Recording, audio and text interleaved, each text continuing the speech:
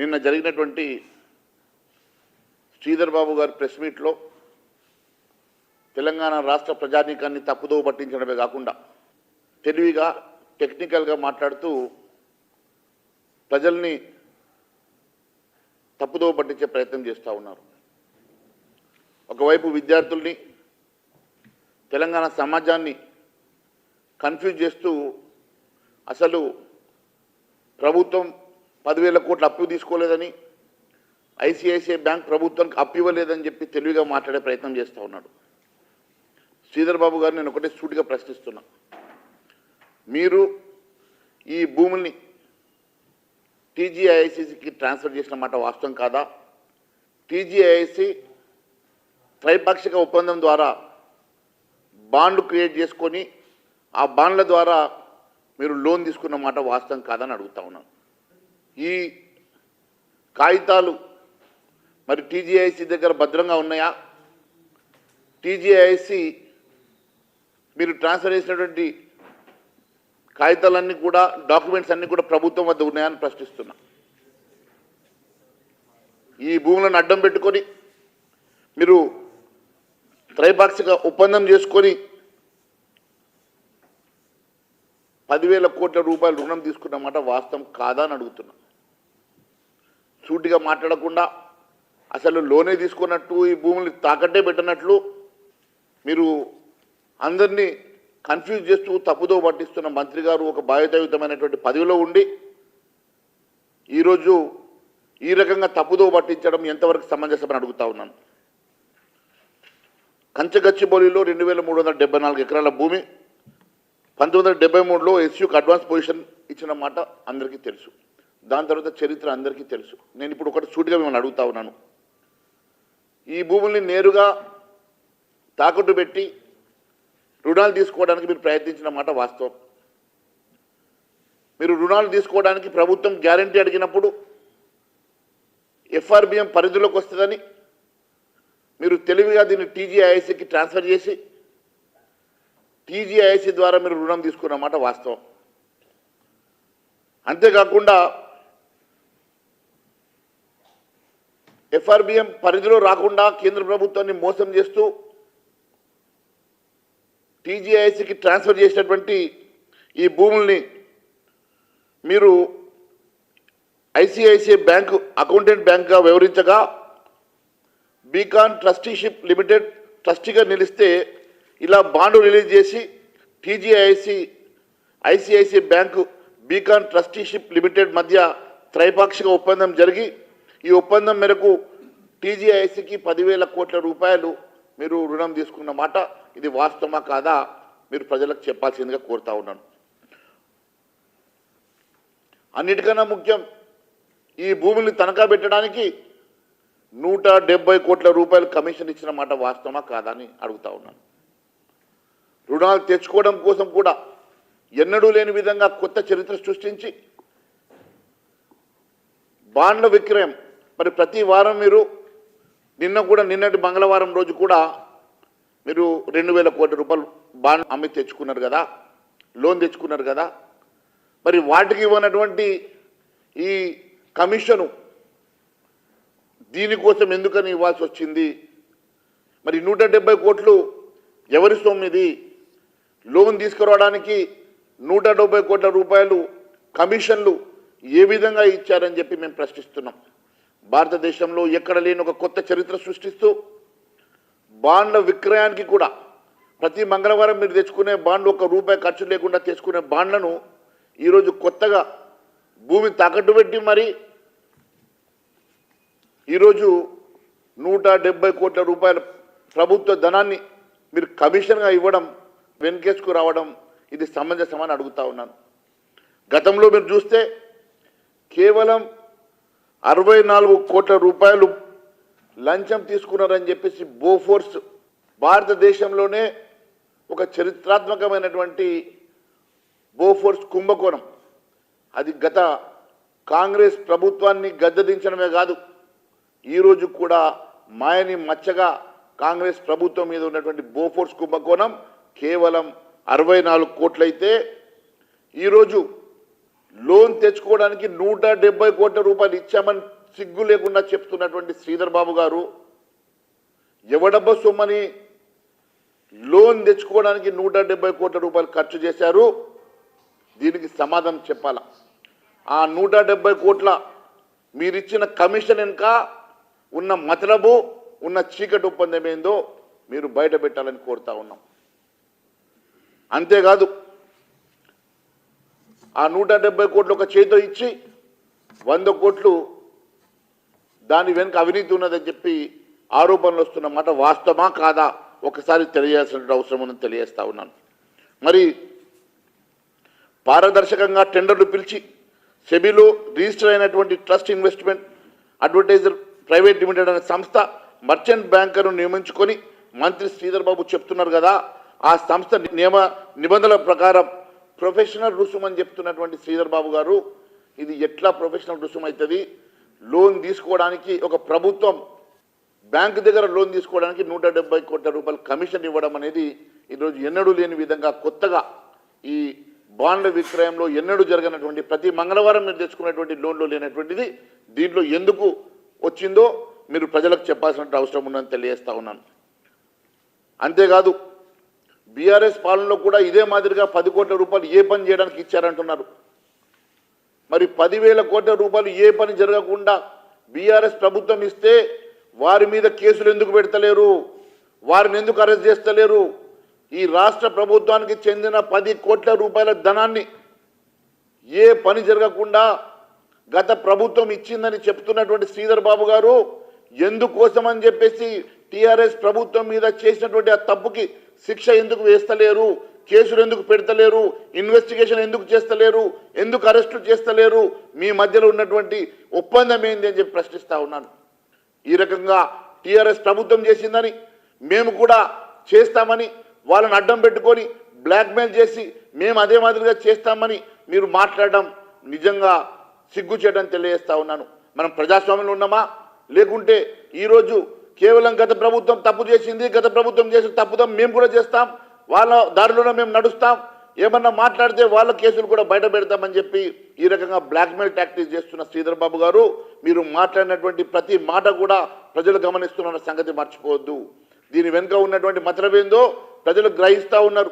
మీరు కూడా ఈరోజు ఆలోచన రహితంగా కేవలం టెక్నికల్గా మాట్లాడి తప్పించుకొని అసలు లోనే తీసుకోలేదని చెప్పి మీరు మరి ప్రజానీకానికి ఒక మంత్రిగా చెప్పడం నిజంగా ఇది బాధాకరం.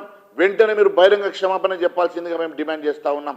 అంతేకాదు టీజేఐసీ అప్పులు తీర్చడం, దాంతోపాటు కమిషన్ల కోసం భూములు విక్రయించేందుకు తెగించి చెప్తా ఉన్నారు కదా.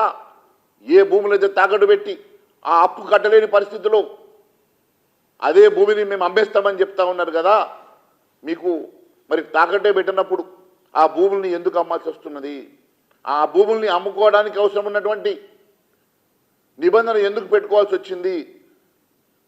అంతేకాకుండా బోర్డు స్టాండింగ్ ఆర్డర్స్ BSO 24 నిబంధన మేరకు మార్కెట్ విలువ ఎకరానికి 75 కోట్లని బదలాయించినట్టు చెప్పారు కదా. ఒక ఎకరానికి 75 కోట్లని బదలాయించినప్పుడు మీరు మెన్షన్ చేసింది ఆ తర్వాత నవంబర్ 2024లో ఆ భూమి ధర కేవలం 52 కోట్లే అని చెప్పి ఓ కన్సల్టెన్సీ నుంచి రిపోర్ట్ తెప్పించుకున్నారు. మరి ఆ కన్సల్టెన్సీ ప్రభుత్వ అధికార ఉత్తర్వులో ఎకరానికి 75 కోట్ల నిర్ధారించిన తర్వాత ఈ పరేష్ రావు పన్సేరావు PNP అసోసియేట్స్ వాల్యుయేషన్ సంస్థ ఎకరానికి దాన్ని 52,000 కుదించడం వెనుక ఉన్నటువంటి మతలబ్ ఏంది? అంటే 75 కోట్లను కేవలం 4 నెలల లోపల ఎకరానికి 24 కోట్ల రూపాయలు ఎలా తగ్గింది? 5 నెలల్లో ఎకరానికి 24,000 కోట్లు ఏ రకంగా తగ్గింది? అంటే 400 ఎకరాలకి దాదాపుగా 1000 కోట్ల రూపాయలు. మరి ఏ రకంగా 10,000 కోట్ల రూపాయలు ఏ రకంగా వాల్యుయేషన్ తగ్గించారు? ఏ రకంగా తగ్గించారో మీరు మరి సమాధానం చెప్పాల్సిన అవసరం ఉన్నది. ప్రభుత్వం ధర 75,000 కోట్లని మీరే చెప్పారు. అదే ధరను 52 కోట్ల రూపాయలని మళ్ళీ మీరే కన్సల్టెన్సీ ద్వారా దాన్ని తగ్గించారు. ఆ తగ్గించిన మతలబ్ ఏంది? దాని వెనుక ఉన్నటువంటి చీకటి ఒప్పందం ఏంది? దీని ద్వారా ఈ తక్కువ ధరకి ఈ భూమిని ఎవరికి కేటాయించాలని, ఎవరికి అమ్మాలని చెప్పి చూస్తూ ఉన్నారో మీరు మరి ప్రజానీకానికి సమాధానం చెప్పాల్సిన అవసరం ఉందని చెప్పి తెలియజేస్తా ఉన్నాను. అంతేకాదు గత 18 రోజులుగా ముఖ్యమంత్రి గారు కూడా దీని మీద స్పందిస్తలేరు. గతంలో ఇదే ముఖ్యమంత్రి గారు అసెంబ్లీ సాక్షిగా మార్చి 26వ తారీఖు రోజు మాట్లాడారు, గుంట నక్కలు ఉన్నాయన్నారు. మరి గుంట నక్కలు ఎవరో చెప్పలేదు, దేనికోసం ఆ గుంట నక్కలు ఎదురు చూస్తున్నాయో చెప్పలేదు. కానీ మార్చ్ 26 తర్వాత ఇయ్యలేటి వరకు ముఖ్యమంత్రి గారు కూడా ఇన్ని వేల కోట్ల రూపాయల ఆస్తి విక్రయ అంశంలో ఎందుకు మాట్లాడతలేరో మరి ప్రజలు ప్రశ్నిస్తున్నారు. ఈరోజు ప్రభుత్వ భూమికి సంబంధించిన, ప్రభుత్వ ఆస్తికి సంబంధించిన 40,000 కోట్ల రూపాయల ఆస్తికి సంబంధించినటువంటి అంశంలో ఇప్పటి వరకు ముఖ్యమంత్రి గారు స్పందించకపోవడం వెనుక కారణాలు ఏందని అడుగుతూ ఉన్నాను. కేవలం టీఆర్ఎస్ వాళ్ళు ఇప్పటివరకు ఈ అంశం మీద మాట్లాడలేదు. భారతీయ జనతా పార్టీ అంశాన్ని బయటకు తీసినప్పుడు భారతీయ జనతా పార్టీ నాయకులను అరెస్ట్ చేసి మీరు నిర్బంధించారు తప్ప టీఆర్ఎస్ వాళ్ళని నిర్బంధించలేదు. టీఆర్ఎస్ వాళ్ళు ఇప్పటివరకు మాట్లాడలేదు. కేవలం టీఆర్ఎస్ వాళ్ళు బట్టగాల్సి మీద వేయడానికి ఒక ఎంపీ ఉన్నాడు అంటాడు. ఎంపీ ఎవరో చెప్పడు. 48 గంటల్లో ఆ ఎంపీ పేరు బయట పెడతాడు. ఈ రోజు వరకు ఆ ఎంపీ పేరు బయట పెట్టలేదు. కేవలం బట్టగాల్సి మీదేసి భారతీయ జనతా పార్టీ బదనాం చేసే ప్రయత్నం వాళ్ళు చేస్తూ ఉన్నారు. దీని వెనుక మీ మద్రాస్ చీకటి ఒప్పందమే. మద్రాసులో మీకున్నటువంటి మీ ఇద్దరి కలయిక, మీ ఇద్దరి ఒప్పందం వెనుక ఇద్దరు కలిసి ఒక నాటకం ఆడే విధంగా కేవలం భారతీయ జనతా పార్టీని అటాక్ చేసి భారతీయ జనతా పార్టీని బదనాం చేసే ప్రయత్నమే చేస్తూ ఉన్నారు తప్ప నిజంగా కూడా టీఆర్ఎస్ పార్టీకి చిత్తశుద్ధి ఉంటే వాస్తవాలు మరి బయట పెట్టాలి. అంతేకాకుండా 10 కోట్ల రూపాయలు గతంలో టీఆర్ఎస్ ప్రభుత్వం ఇచ్చింది, ఏ పని లేకుండా ఏ పని చేయించుకోకుండా 10 కోట్ల రూపాయలు ఇదే మాదిరిగా ఇచ్చిందని చెప్పి శ్రీధర్ బాబు గారు 10 కోట్ల రూపాయలు ఎందుకు రికవర్ చేయలేదు, 10 కోట్లు అప్పనంగా ఇస్తే ఎందుకు కేసులు పెట్టలేదు, 10 కోట్ల రూపాయలు అప్పనంగా ఇస్తే వాటి మీద చర్యలు ఎందుకు లేవో దానికి కూడా మీరు సమాధానం చెప్పాలని చెప్పేసి మేము డిమాండ్ చేస్తూ ఉన్నాం. అంతేకాదు మేము చేసేటువంటి డిమాండ్లలో 400 ఎకరాలు విక్రయించే సమస్య లేదు. విక్రయించకుండా ఆ 400 ఎకరాల భూమిని వెంటనే హెచ్యుకి ట్రాన్స్ఫర్ చేయాలని, అంతేకాకుండా ఆ భూమిలో ఈకో పార్కు నిర్మాణం చేయాలని, ఖచ్చితంగా టీజీఐఎస్కి బదలాయించినటువంటి భూమిని వెనక్కి ప్రభుత్వం యూనివర్సిటీకి అప్పచెప్పి అక్కడ మరి ఈకో పార్క్ నిర్మాణం చేయడమే కాకుండా దానికోసం ప్రత్యేక నిధులు కేటాయించాల్సిందిగా మేము డిమాండ్ చేస్తూ ఉన్నాం. అక్కడ ఉన్నటువంటి జీవరాశుల్ని, అక్కడ ఉన్నటువంటి అడవిని మరి ప్రొటెక్ట్ చేయాల్సిందిగా మేము డిమాండ్ చేస్తూ ఉన్నాం. ఈ భూములే కాదు, ఈ రాష్ట్రానికి చెందినటువంటి ఏ ఒక్క భూమి అమ్మడానికి వీల్లేదు. ఏ ఒక్క భూమి అమ్మే ప్రయత్నం చేసినా మేము ప్రజల పక్షాన నిలబడతాం, ప్రజల పక్షాన పోరాటం చేస్తాం. ఖచ్చితంగా ఈ రాష్ట్ర ఆస్తుని కాపాడడానికి భారతీయ జనతా పార్టీ మరి రాష్ట్ర ప్రజల పక్షాన మేము మరి వారి వెంట ఉంటాం. ఖచ్చితంగా ఈ భూముల అమ్మకం చేసి ఒక ప్రభుత్వాన్ని ఒక రియల్ ఎస్టేట్ సంస్థగా మార్చడం భారతీయ జనతా పార్టీ చూస్తూ ఊరుకోదన్న సంగతి మేము తెలియజేస్తా ఉన్నాం. పిఎన్పి కంపెనీ, ఆ కంపెనీ పేరు పరీష్ రావు Panneerao associates. Paresh Rao Panneerao and associates అనే కంపెనీ 75 కోట్ల రూపాయలు ఎకరానికి వాల్యుయేషన్ ఇచ్చినటువంటి భూముల్ని 52 కోట్లే అని చెప్పేసి వాల్యుయేషన్ తగ్గించి 23 కోట్ల రూపాయలు ఎకరానికి తగ్గించడం ద్వారా దాదాపు 400 ఎకరాల భూమికి 9,000 నుంచి 10,000 కోట్ల రూపాయల వాల్యుయేషన్ తగ్గించి దాని వెనుక మతలవేంది, మరి ఎవరిని దాన్ని వెనుక అండర్ వాల్యూ చేసి ఆ భూమిని ఎవరికి అప్పగించాలని చెప్పి మరి దాని వెనుక ఒక పన్నాగం ఉన్నదో అది బయటకు రావాలని చెప్పి మేము డిమాండ్ చేస్తా ఉన్నాం. అదేమన్నా ఉంటే బయట పెట్టమనండి. ఆ కంపెనీ ఇప్పటి కంపెనీ కాదు, ఓల్డ్ కంపెనీ కదా. మరి ఆ కంపెనీ ఎలా వచ్చింది, వాల్యుయేషన్ ఎందుకు తగ్గించిందో అది మరి దాన్నే కదా బయట పెట్టమని. లేదంటే ఎంక్వైరీకి ఇవ్వండి, మేము సిబిఐ ఎంక్వైరీకి ఇవ్వడానికి సిద్ధంగా ఉన్నాం. ప్రభుత్వం ఒకవేళ సిబిఐ ఎంక్వైరీకి ఇస్తుందా ఇవ్వమనండి, మేము దాని మీద సిబిఐ ఎంక్వైరీ చేయించడానికి మేము సిద్ధంగా ఉన్నాం. మేము చాలా స్పష్టంగా 2 విషయాలు చెప్తా ఉన్నాం. ఈ రాష్ట్ర ప్రభుత్వం ఒకవైపు భూములు తాకట్టే పెట్టలేదని ఐసిఐసి నుంచి లోనే తీసుకోలేదంటది. ఇదే రాష్ట్ర ప్రభుత్వం ఇదే భూమిని ఐసిఐసిఐ బ్యాంకుకి ట్రాన్స్ఫర్ చేస్తుంది.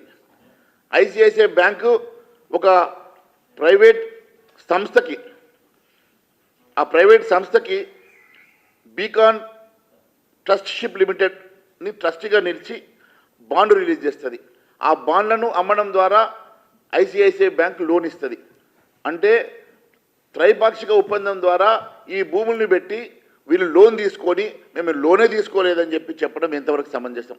రేపు ఒకవేళ ఈ డబ్బులు ప్రభుత్వం కట్టని పక్షంలో ఇవే భూములు అమ్ముతామని చెప్పి ప్రభుత్వ భూములు అమ్ముతామని చెప్పినప్పుడు ఇది ప్రభుత్వ ఆస్తి, ప్రభుత్వ లోన్ అవుతుందా కాదా?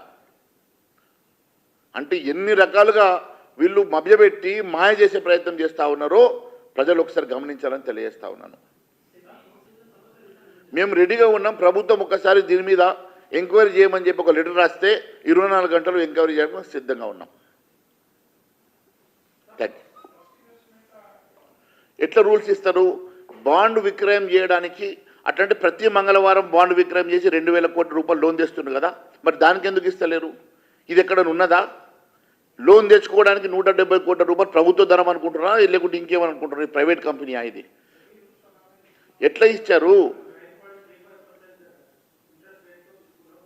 ఇంట్రెస్ట్ రేట్ ఎంత కాదండి, ప్రభుత్వం గతంలో 6%, 7% కూడా ఇంట్రెస్ట్ తెచ్చుకుంది. ఈరోజు మీరు 9%, వాళ్ళు 10% తెచ్చుకున్నాం కాబట్టి మేము 9% తెచ్చుకున్నామని చెప్పడం కాదు. మీరు ప్రభుత్వం లోన్ తీసుకోవడానికి బాండ్ నమ్మడం కోసము మీరు ఈ రకంగా ప్రభుత్వ ధనాన్ని 170 కోట్ల రూపాయలని మీరు లంచం అంటారా, ఫీజు అంటారా, పేరేమన్నా పెట్టుకోండి, కానీ ప్రభుత్వ ధనాన్ని ఎందుకు ఇచ్చారు? ఈరోజు లోన్ తీసుకోవడానికి 170 కోట్ల రూపాయలు మీరు ఇవ్వాల్సిన అవసరం ఏమున్నది? గతంలో ఎన్నడూ లేని విధంగా బాండ్ల విక్రయం కోసం మరి గతంలో కూడా ఇప్పటివరకు మనం 1,60,000 కోట్లు కూడా లోన్ తెచ్చారు కదా, మరి 1,60,000 కోట్ల రూపాయలు లోన్ తెచ్చిన దాంట్లో ఈ రకంగా తీసుకొచ్చారా? ఈ రకంగా వాటికి కూడా ప్రొఫెషనల్ ఫీజు కట్టారా? మరి దీనికోసం ఎందుకు ప్రొఫెషనల్ ఫీజు కట్టాల్సి వచ్చిందో తెలియజేయాలి.